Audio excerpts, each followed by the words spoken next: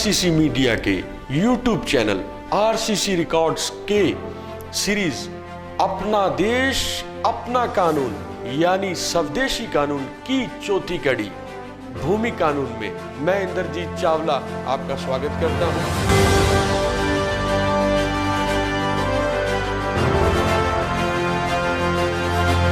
कहीं ना कहीं इस बात को मानना होगा, जो आज ये किसान आंदोलन इतने बड़े स्तर पर चल रहा है, किसानों की बात उचित है।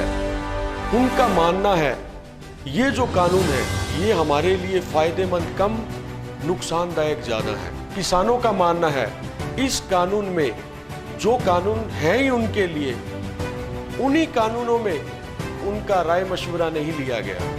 तो किसान अपनी बात अच्छे से रख रहे हैं। हम जिस व्यक्ति के लिए कानून का निर्माण कर रहे हैं उस व्यक्ति, उस समाज, उस समुदाय से किसी भी तरह का परामर्श नहीं करते, तो ये कहीं ना कहीं कानून बनाने की व्यवस्था में चूक है।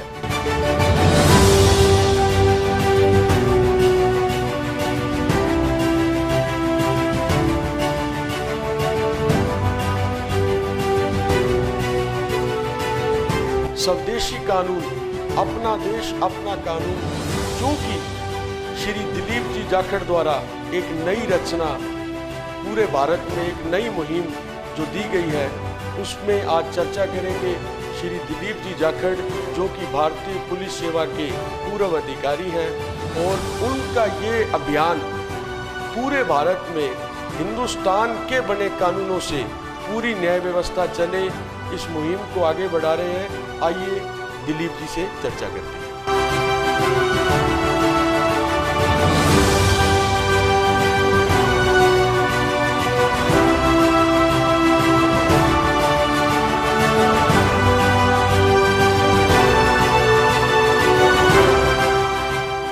भूमि कानून पर चर्चा करना क्यों जरूरी है?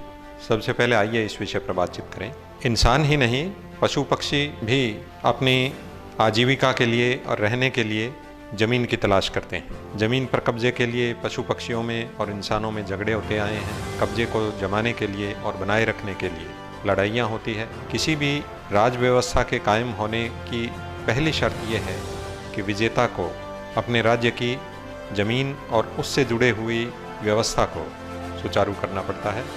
जब तक भूमि कानूनों को और भूमि राजस्व सुचारू नहीं किया जाता तब तक कोई राज्य टिक नहीं सकता। भूमि कानूनों में सबसे पहले जमीन के स्वामित्व के प्रश्न को हल किया जाता है।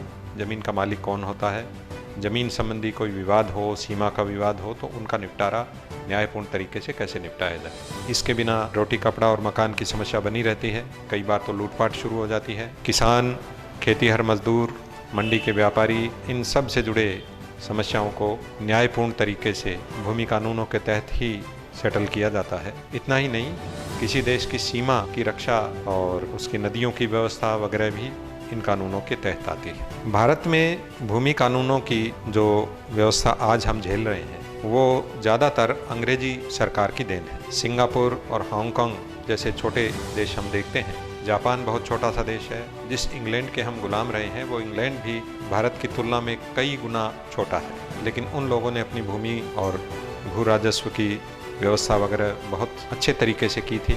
इसीलिए वो लोग पहले हम पर राज कर पाए और आज भी वो विकसित देशों की श्रेणी में आते हैं। स्वामित्व यानी ऑनरशिप के 3 तरीके होते हैं। पहला तरीका है कानूनी। कानूनी तरीके का मतलब ये है कि किसी ज़मीन को या किसी मकान, दुकान को कोई आदमी खरीद करके अपने कब्जे में ले, विरासत में उसे मिले या कानूनी तरीके से उसे प्राप्त हो। दूसरा तरीका है गैर कानूनी स्वामित्व।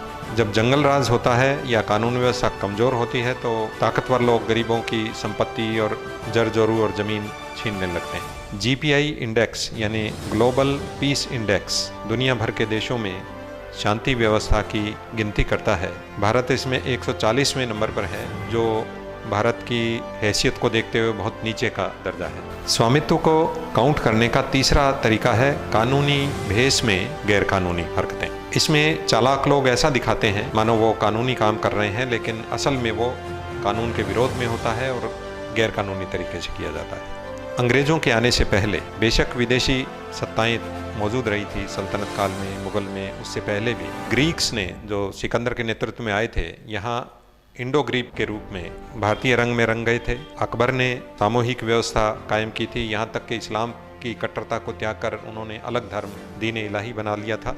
अकबर ने अकबराबाद बसाया था, इलाहाबाद में किला बनाया था और ये ज़मीन वहाँ के किसानों को उन्होंने कीमत देकर खरीदी थी। औरंगजेब ने पालम गांव में उन्होंने किसानों से ज़मीन खरीदी थी। इसका मतलब ये है कि सदियों से भारत में ये व्यवस्था थी कि ज़मीन खेती की हो तो वो किसान की मानी जाती है, मकान की हो तो वो मकान मालिक की मानी जाती है। अंग्रेज़ों ने एक नए किस्म की चालबाजी शुरू की थी। ईस्ट इंडिया कंपनी ने सन 1600 में इंग्लैंड की महारानी एलिजाबेथ से एक चार्टर प्राप्त किया था। इस चार्टर में एशिया, अफ्रीका और अमेरिका जैसे महाद्वीपों में व्यापार करने का एकाधिकार उनको दिया गया था। इससे दूसरी कंपनियां और दूसरे व्यापारी बहुत नाराज हुए, लेकिन एकाधिकार के तहत अकेली ये कंपनी थी जिसने अनेक देशों से व्यापार किया। इतना ही नहीं, इस चार्टर में एक बात ये थी कि जहाँ भी ईस्ट इंडिया कंपनी की चौकियाँ होंगी या इनके कारखाने होंगे, वहाँ कानून व्यवस्था ये अपने तरीके से इंग्लिश कानूनों के तहत चलाएंगे। इसको परदेशी कानून या एक्स्ट्रा टेरिटोरियल लॉ कहा जाता है। जापान, रूस, टर्की और बहुत से देशों ने इन कानूनों को नहीं माना था। इस पर कई विवाद हुए, लेकिन अंततः ये देश अड़े रहे और विजेता बने। भारत में ईस्ट इंडिया कंपनी ने शुरुआत से ही इस परदेशी कानूनों पर दबाव बनाए रखा और भारतीयों ने इसे स्वीकार भी कर लिया। एक कथा है कि एक गिदड़ किसी खेत में घुस गया और वहाँ खरबूजे खाने लगा। खेत का मालिक उसको भगाने के लिए आया तो उसने पास ही पड़े एक लिफाफे को देखकर किसान से कहा कि ये राजा जी का पट्टा है, मैं तो इस खेत में उपज में एक हिस्सा लेने का हकदार हूँ। किसान ने उस लिफाफे को उलट पलट के देखा और वापस गिदड़ के हाथ में पकड़ा दिया और ये कहा कि ठीक है, आप टैक्स के रूप में जो चाहें वो यहाँ से खा सकते हैं। गिदड़ पट्टे की जो कहानी नकली हो सकती है, लेकिन ईस्ट इंडिया कंपनी ने जो चार्टर प्राप्त किया था और भोले भले देशों और लोगों को ये चार्टर दिखाकर ये दावा किया कि इंग्लिश कानून व्यवस्था लागू करने का उन्हें इंग्लैंड की महारानी ने अधिकार दे दिया है। जबकि अंतर्राष्ट्रीय कानूनों में आज हम ये जानते हैं कि एक देश का दूसरे देश की सीमा पर कोई अधिकार नहीं होता है।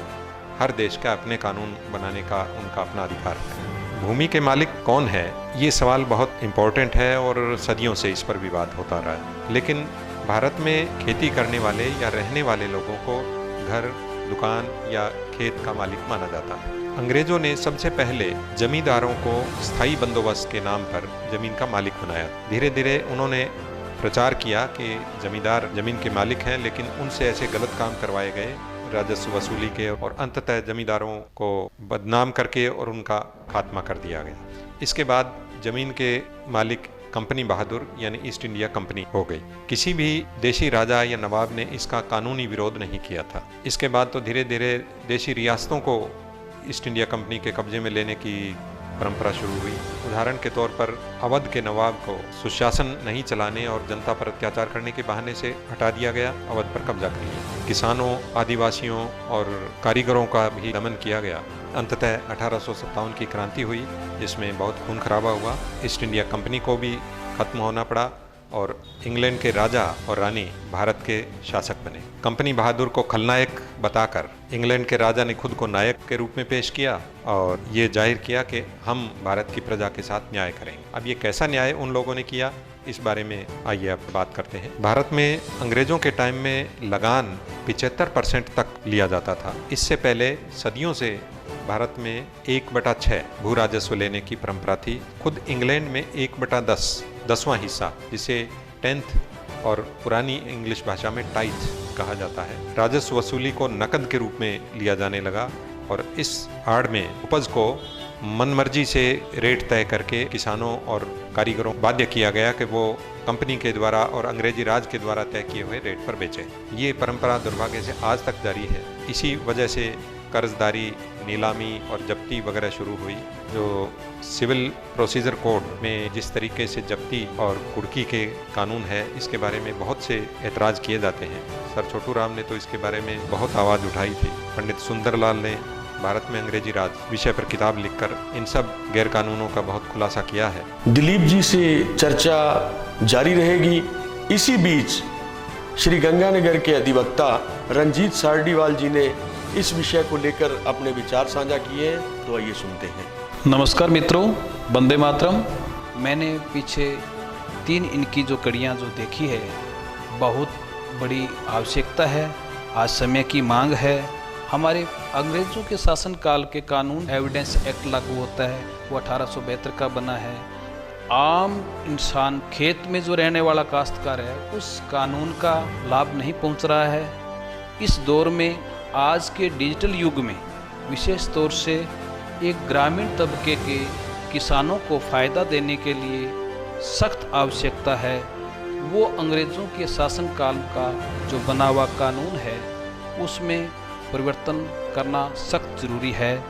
इसी संदर्भ में मैं देशवासियों से भी अपील करना चाहूँगा कि हमें इस नए जो स्वदेशी कानून में अपना बढ़ चढ़कर सहयोग करना चाहिए और समय की मांग को ध्यान में रखते हुए स्वदेशी कानून बनाना बहुत बड़ी आवश्यकता है।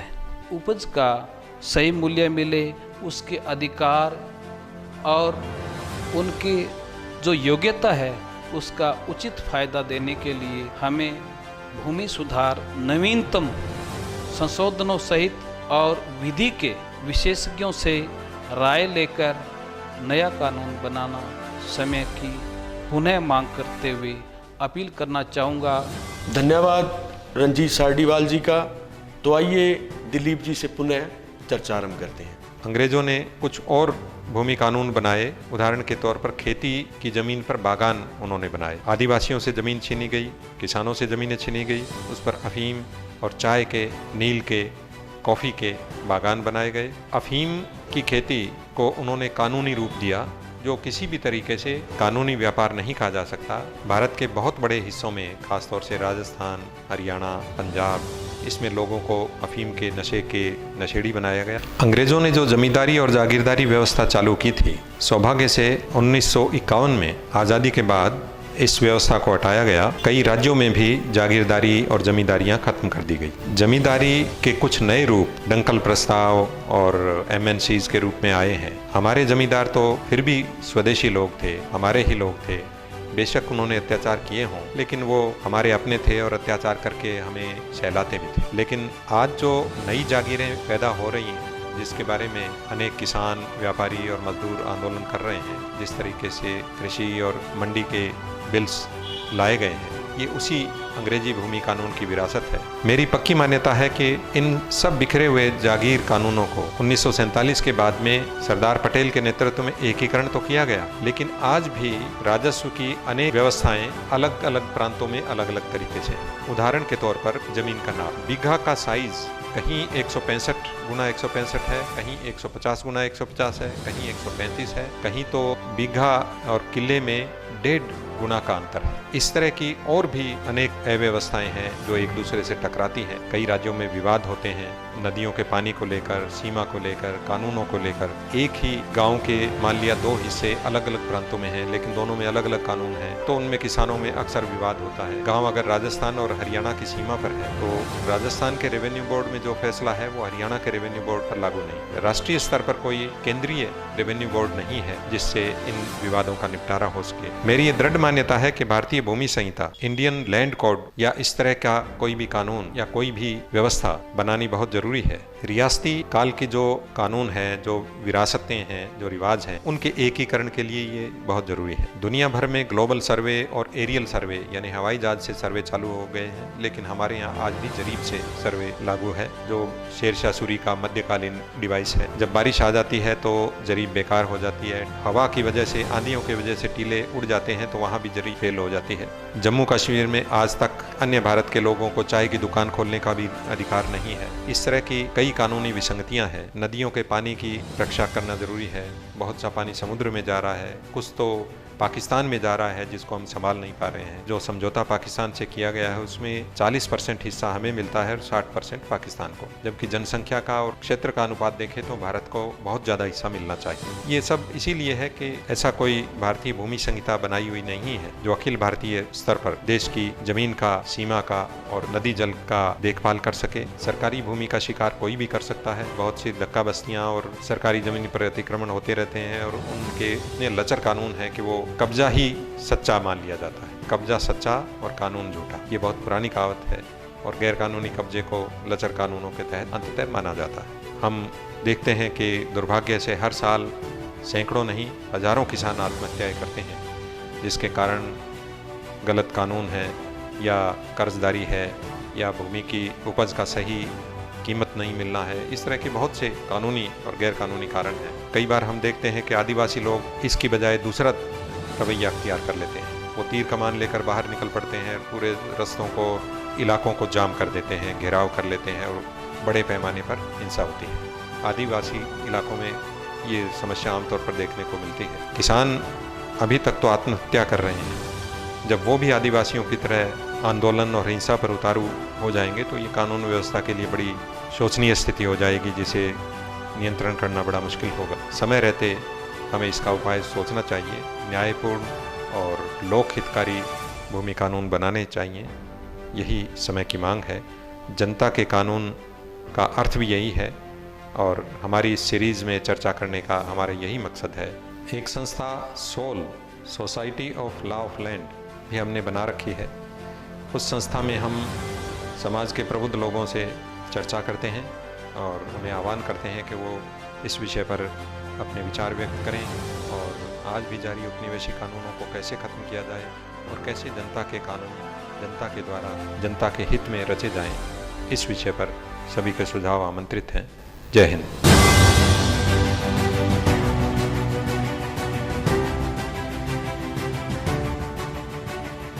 आभार व्यक्त करना चाहूँगा श्री दिलीप जी का, जिन्होंने महत्वपूर्ण विषय पर अपनी बात रखी। आरसीसी रिकॉर्ड्स के सभी दर्शकों से अनुरोध, अगर आपने अभी तक चैनल सब्सक्राइब नहीं किया है तो बेल आइकन दबाएं ताकि आपको सभी कार्यक्रमों की जानकारी मिलती रहे। धन्यवाद।